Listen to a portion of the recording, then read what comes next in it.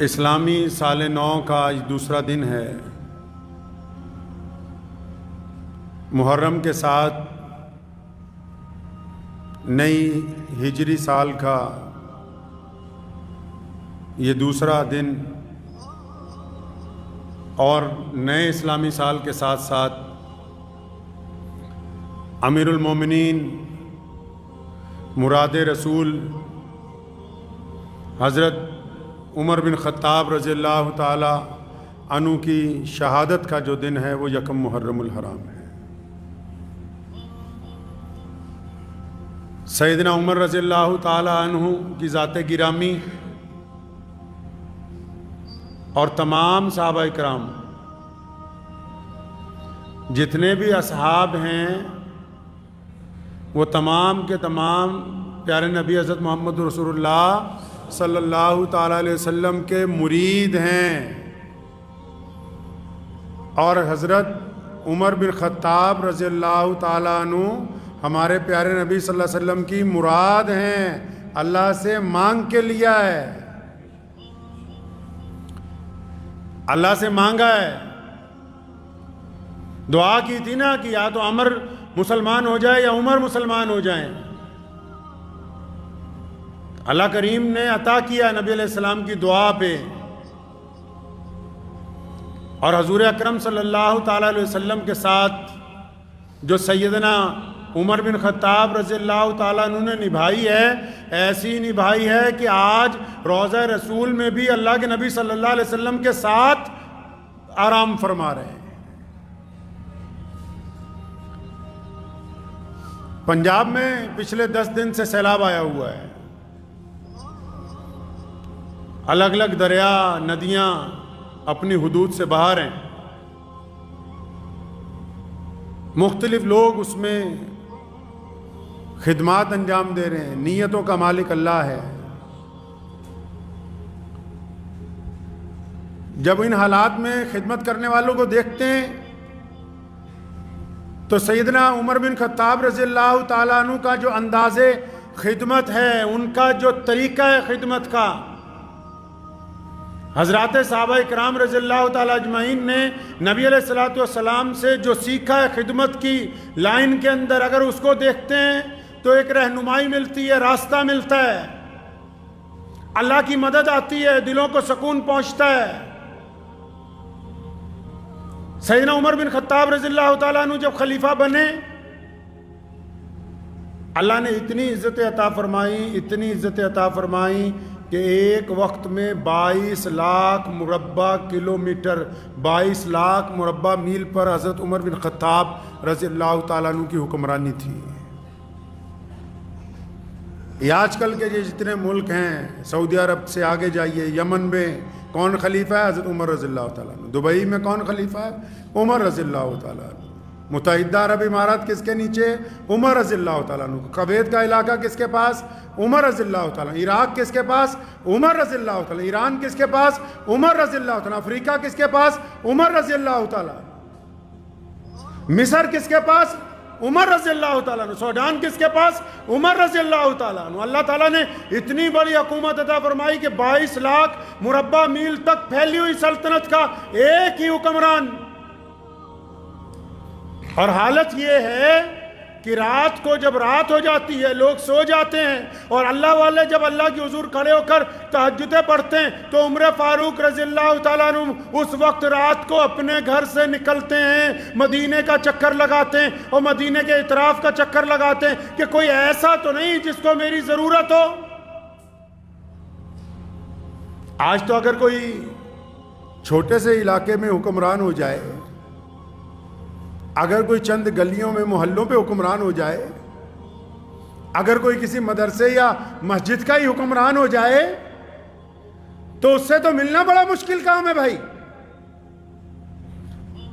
اگر کسی کو دین کا غرور آ جائے تو ان کے ہاتھ تک تو ہاتھ پہنچانا مشکل ہے۔ یہ سیدنا عمر رضی اللہ تعالیٰ عنہ کی خوبی ہے.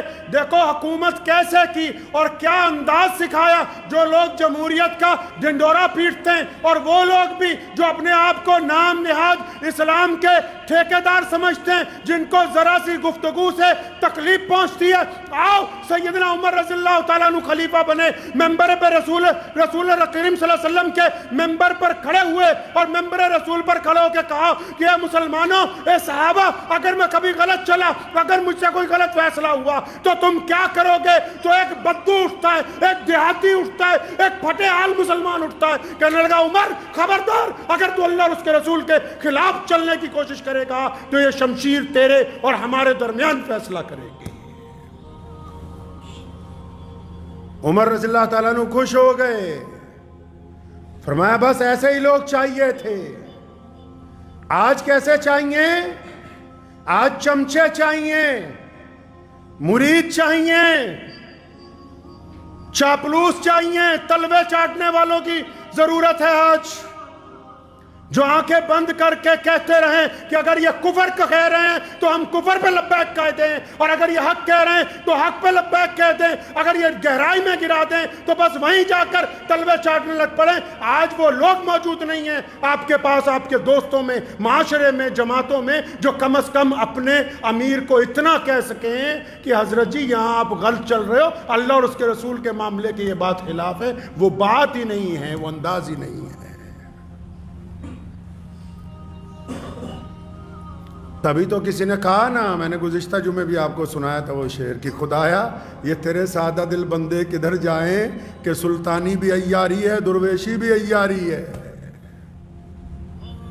عمر رضی اللہ تعالیٰ عنہ چکر لگا رہے ہیں مدینے کا. یہ ان لوگوں کو یہ واقعہ سنانے لگا ہوں جو خدمت کے میدان میں اب آئے ہوئے ہیں. اور آج کل پنجاب میں تو ماشاءاللہ ہر ایک گاؤں دیہات میں لوگ خدمت کے لیے نکلے ہوئے ہیں. ایک طرف جب پانی کا سیلاب آیا تو دوسری طرف اس روئے زمین سے خدمت کا بھی سیلاب آ گیا ہے. تو سیدنا عمر رضی اللہ تعالیٰ نے کیا کیا؟ ٹہلتے ٹہلتے ذرا مدینہ منورہ سے باہر نکلے، دیکھا کہ ایک خیمہ ہے، اس میں چھوٹی سی شمع جل رہی ہے اور ایک بندہ اپنے خیمے کے باہر، ٹینٹ کے باہر پریشان بیٹھا ہے. سلام کیا، پوچھا ہاں بھائی کیا بات، مسافر ہو؟ کہنے لگا ہاں مسافر ہوں. کہ کیا بات پریشان بیٹھے ہو؟ کہنے لگا مدینے جانا تھا، راستے میں ہی دیر ہو گئی اس لیے باہر ہی رک گیا، اب صبح جاؤں گا. کہتا پریشان کیوں بیٹھے ہو آپ؟ کہنے لگا میری بیوی اندر ہے خیمے میں اور میرے گھر میں بچہ ہونے والا ہے، وقت بہت قریب ہے، اب ہم میاں بیوی اکیلے ہیں، میں اس لیے پریشان ہوں. کوئی ساتھی نہیں ہے، کوئی عورت ہوتی، کوئی آس پاس کوئی دائی ہوتی تو میرا کام بن جاتا. تو وہ جب اس کو حضرت عمر رضی اللہ عنہ نے 2-3 سوال کیے تو پریشان سا ہو گیا. تلخی سے کہنے لگا بھائی یہ مجھ سے کیا لینا ہے، تم اپنے راستے جاؤ، میں اپنی پریشانی میں پریشان ہوں پہلے سے ہی. ہاں عمر رضی اللہ تعالیٰ عنہ اس کو چھوڑ کے فوراً گھر آئے. رات کا پہلا پہر ہے، گھر آئے رات کے پہلے پہر میں، آ کے اپنی زوجہ کو اٹھایا، فرمایا جلدی اٹھ جا، مدینے کے باہر جنت لٹ رہی ہے. بیٹیاں بھی سنیں، بہنیں بھی سنیں، مائیں بھی سنیں.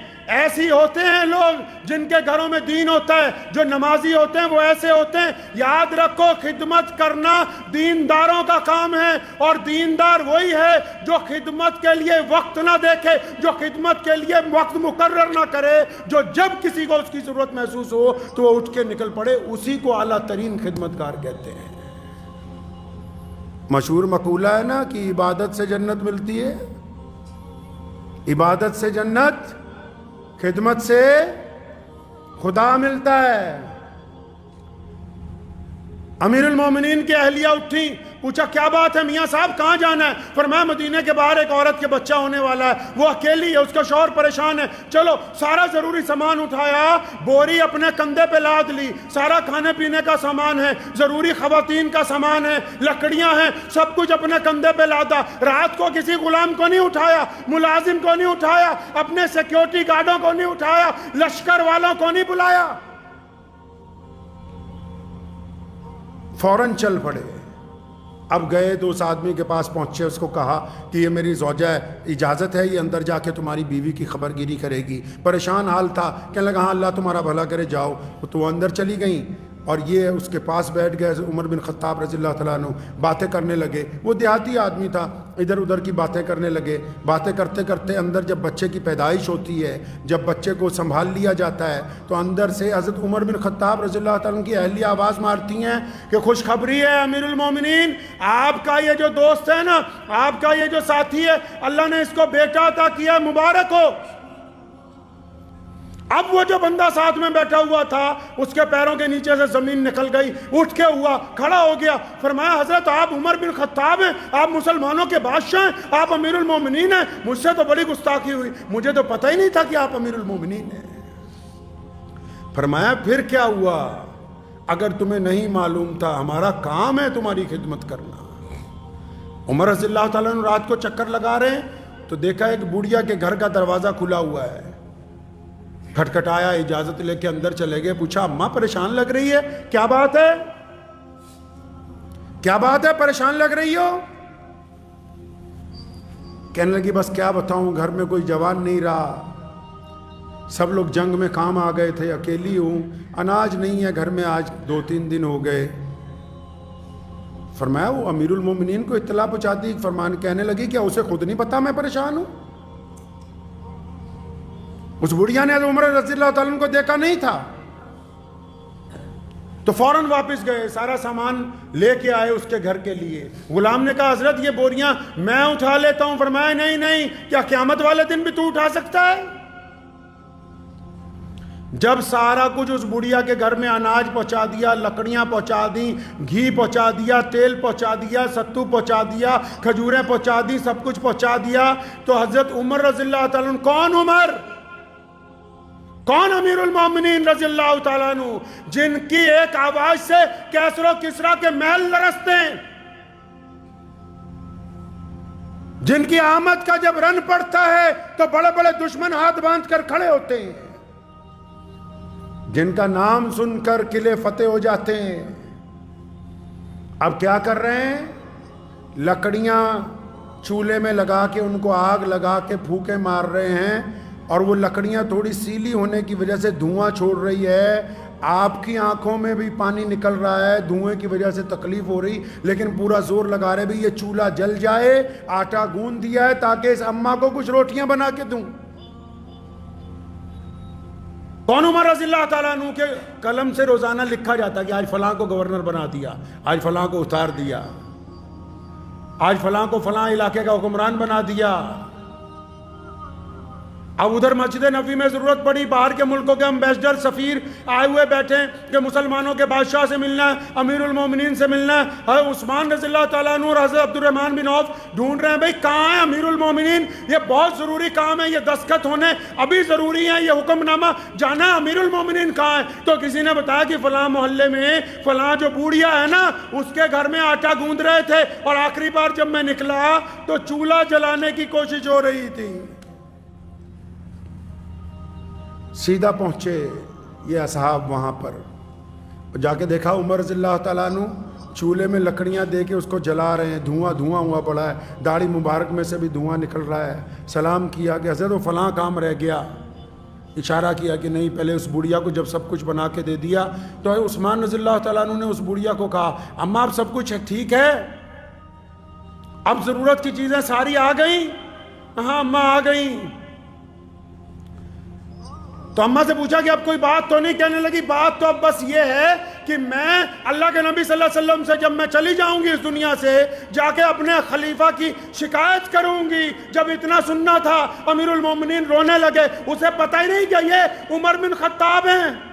عثمان نے کہا رضی اللہ تعالیٰ نے، اماں جی امیر المومنین کو کیا پتا کہ تو کس حال میں ہیں، ان کو کیا خبر. اور اس دور میں تو نیٹ نہیں تھا، واٹس ایپ نہیں تھا، ویڈیو کلپ نہیں بنتے تھے. سنو اس بوڑھیا نے کیا کہا، اسلام کا شعار سنو. مسلمانوں اپنی تاریخ میں یہ دیکھو کہ کس انداز سے خدمت انجام دی جاتی ہے، حکمران کیسے ہوتے ہیں، معاملات کیسے طے کیے جاتے ہیں. اس بوڑھی عورت نے اسلام کا فلسفہ بیان کیا. کہنے لگی اچھا اگر امیر المومنین کو یہی نہیں پتا کہ ایک بوڑھیا کس حال میں ہے، پھر حکومت کیوں کرتے ہیں؟ حکومت چھوڑ دینی چاہیے.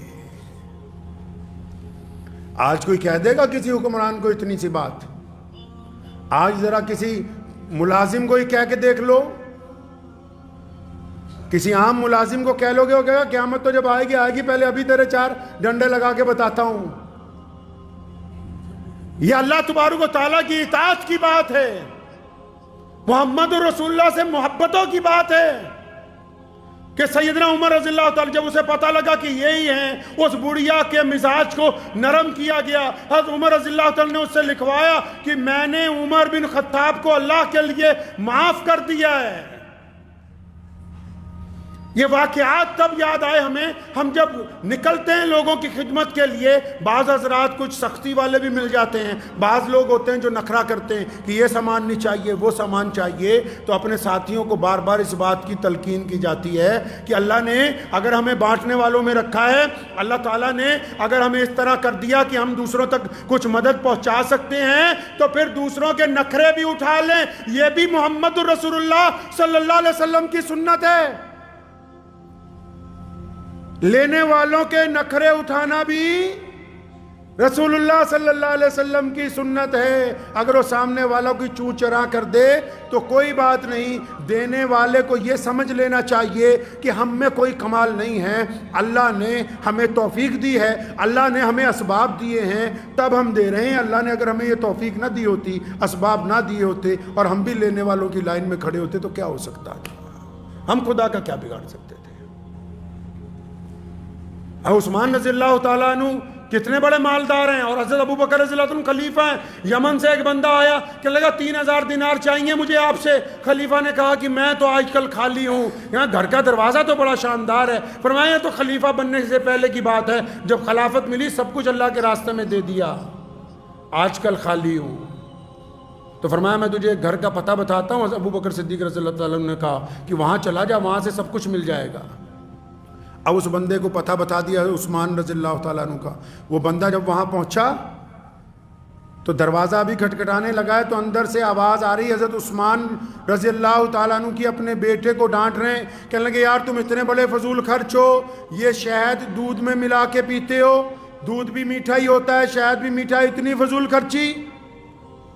اب ابو بکر رضی اللہ تعالیٰ نے تو بھیجا تھا کہ وہاں چلا جا، 3000 دینار مل جائیں گے، تیرا معاملہ ہو جائے گا. اب یہ جو لینے والا تھا، مانگنے والا تھا، جب اس نے یہ آواز سنی گھبرا گیا. کہنے لگا خلیفہ نے کس کے دروازے پہ بھیجا ہے؟ یہ تو مجھے نعوذ باللہ ایسا لگ رہا ہے یہ تو بچوں کو ہی اپنے کچھ کھانے پینے کی کھلی اجازت نہیں دیتا، مجھے 3000 دینار کہاں سے مل جائیں گے؟ جو بڑے ہوتے ہیں ان کی باتیں بڑی ہوتی ہیں. بڑا بندہ اپنے قد و کاٹ سے بڑا نہیں ہوتا، نوٹ کر لیجئے بات.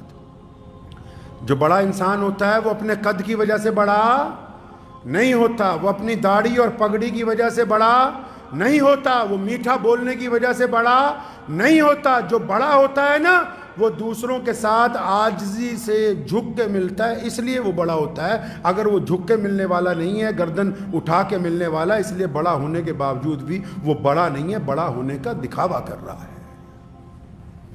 تو جو بڑے ہوتے ہیں ان کی بات ہی نرالی ہوتی ہے. دروازہ کھولا، پہلی بات کہی، وعلیکم السلام کہتے پہلی بات کہی. کہنے لگا گستاخی معاف، میں اپنے بچوں کو کچھ سمجھا رہا تھا جس کی وجہ سے آپ کو انتظار کرنا پڑا، تو اس لیے میں معذرت چاہتا ہوں کہ آپ کو انتظار کرنا پڑا. ملازم کو کہا بیٹھک کھلوائی. اربوں پتی صحابہ رضی اللہ تعالیٰ عنہ میں سے اربوں پتی حضرت عثمان ذی النورین رضی اللہ تعالیٰ عنہ جب بیٹھک کھلوائی، وہ بیٹھا بہترین آرام دہ مسند کے اوپر بیٹھا تو اس کے لیے دودھ پیش کیا گیا، اس میں شہد ملا ہوا تھا، ساتھ میں کھجوروں کا بہترین حلوہ پیش کیا گیا. جب 3 چیزیں اکٹھی آئیں تو سوچنے لگا کہ یہ ابھی تو اپنے بیٹے کو ڈانٹ رہے تھے کہ دودھ میں شہد میں دودھ ملا کے مت پیو، اور مجھے تو 3 چیزیں اکٹھی دی ہیں تو معاملہ ہی سمجھ میں نہیں آ رہا. کچھ دیر میں حضرت عثمان رضی اللہ تعالیٰ بھی بیٹھک میں آ گئے. فرمایا کیا حال ہے، ٹھیک ٹھاک ہو؟ کہنے لگا جی حضرت میں یمن سے آؤں. فرمایا بس اتنا ہی ہے. اور ابو بکر صدیق رضی اللہ تعالیٰ نے کہا تھا اس بندے کو کہ جا کے عثمان ذی النورین سے اتنا کہنا ہے رضی اللہ تعالیٰ عنہ سے کہ میں محمد الرسول اللہ کا غلام ہوں بس. اب حضرت عثمان رضی اللہ تعالیٰ نے جب مہمان کو ناشتہ کروا لیا تو بازو پکڑ کے اسے صحن میں لائے، اپنے ملازم کو بلایا. فرمایا وہ جو اونٹ ہم نے تیار کروایا اپنے مہمان کے لیے کہاں ہے؟ جو اونٹ تیار کروایا کہاں ہے؟ وہ لے آیا اونٹ ملازم. تو اس نے دیکھا ایک جوان اونٹ. تو عثمان رضی اللہ تعالیٰ نے اسے کہا کہ اس میں وہ تھیلا لٹک رہا ہے، 5000 دینار اس میں آپ کے لیے ڈال دیے گئے. آپ کے لیے, آپ کے گھر والوں کے لیے, سب کے لیے نئے کپڑے اس میں ڈال دیے گئے. راستے کے لیے بہترین میٹھا پانی, اس کی چھاگل بھی بندھوا دی ہے. خشک گوشت اور کھجوریں وہ بھی ایک تھیلے میں پیک کروا کے, تاکہ راستے میں تمہیں بھوک لگے تو کھا لینا, وہ بھی ساتھ میں کروا دیا. اب بالکل حیران ہے کہ بچوں کو ڈانٹ رہے ہیں اور مجھے 3 کی بجائے 5 ساتھ میں اونٹ, کیونکہ تھا دیہاتی نا. بعض حضرات جو ہوتے ہیں جب اللہ کچھ دیتا ہے شکر کرنے کی بجائے سوال بھی کرنے لگتے ہیں کہ اتنا کیسے دے رہے ہو. تو اس نے سوال کیا کہ حضرت یہ اونٹ جو ہے یہ کیسے آپ تک واپس پہنچے گا؟ عثمان رضی اللہ عنہ نے فرمایا بھیا یہ واپس لینے کے لیے تو دیا ہی نہیں ہے, واپس لینے کے لیے نہیں دیا. تو پھر وہ جب اونٹ کی طرف چلا گیا پھر آیا, کہنے لگا حضرت ایک بات بتاؤ, آپ اپنے بچوں کو ڈانٹ نہیں رہے تھے کہ شہد کیوں ملایا دودھ میں, فضول خرچی کیوں کی, اور آپ نے تو مجھے بڑا کچھ عطا کیا ہے. تو عثمان رضی اللہ تعالیٰ نے فرمایا سنے آنے والے, میں اپنے بچوں کو اس لیے ڈانٹ رہا تھا فضول خرچی سے کہ اللہ نے یہ جو ہمیں مال دیا ہے, اللہ تعالیٰ نے یہ جو دولت دی ہے, اللہ نے جو عزت دی ہے, یہ دوسروں کے کام آنے کے لیے دی ہے, عیاشی کے لیے نہیں دی, اڑانے کے لیے نہیں دی, بربادی کے لیے نہیں دی. میں ان بچوں کو اس لیے سمجھاتا ہوں کہ اللہ نے یہ جو مال دیا یہ اللہ کے بندوں پر خرچ کرنے کے لیے اللہ نے ہمیں دیا ہے. میری طرح میرے بچے بھی سیدھے راستے اوپر لگے رہے, اس لیے ان کو بار بار سمجھاتا ہوں. چلا گیا پھر آنے لگا, کہنے لگا جی حضرت مجھے لگتا ہے آپ کو حضرت ابو بکر صدیق رضی اللہ تعالیٰ عنہ نے کوئی پیغام بھیجا ہوگا. فرمایا بس کر, اب زیادہ باتیں نہیں کیا کرتے, جب کام بن گیا تو اپنا راستہ ناپا کرتے ہیں. یہ اسلام کی تعلیم